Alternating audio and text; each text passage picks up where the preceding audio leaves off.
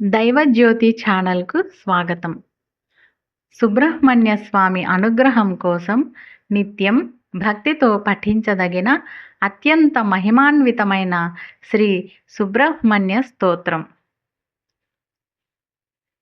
షణ్ముఖం పార్వతీపుత్రం క్రౌంచశైలవిమర్దనం దేవసేనాపతిం దేవం స్కందం వందే శివాత్మజం తారకాసురహంతారం మయూరాసన సంస్థితం శక్తిహస్తం విరూపాక్షం విశాఖం ప్రణతోస్మ్యహం ద్విషడ్భుజం షణ్ముఖమంబికాసుతం కుమారమాదిత్య సమాన తేజసం మురారిబాణాయుధశక్తిధారిణం మయూరవాహం ప్రణతోస్మి నిత్యం జ్ఞానశక్తిధరశ్రేష్ఠ వల్లీ కళ్యాణసుందరా దేవసేనాపతే నాథ కార్తికేయ నమోస్తుతే.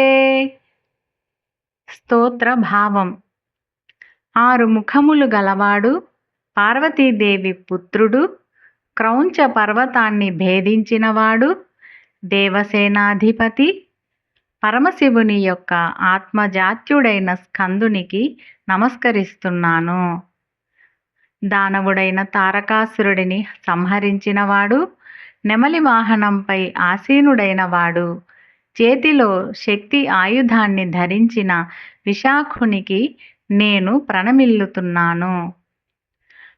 12 చేతులు 6 ముఖాలు కలిగి సూర్య భగవానునితో సమానమైన తేజస్సుతో వెలిగిపోతూ నెమలిని వాహనముగా చేసుకున్న ఓ కుమారస్వామి, నీకు నిత్యం నమస్కరిస్తున్నాను. జ్ఞానశక్తిని ధరించిన శ్రేష్ఠుడా, వల్లీదేవికి ప్రియమైన సుందరుడా, దేవసేన భర్త, ప్రభువా, ఓ కార్తికేయ, నీకు నా శతకోటి వందనాలు.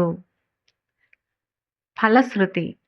ఈ స్తోత్రాన్ని నిత్యం ప్రాతకాలంలో భక్తి శ్రద్ధలతో పఠించడం వల్ల నాగదోషాలు, మానసిక భయాలు తొలగి సర్వకార్య జయం మరియు జ్ఞాన సంపద లభిస్తాయి.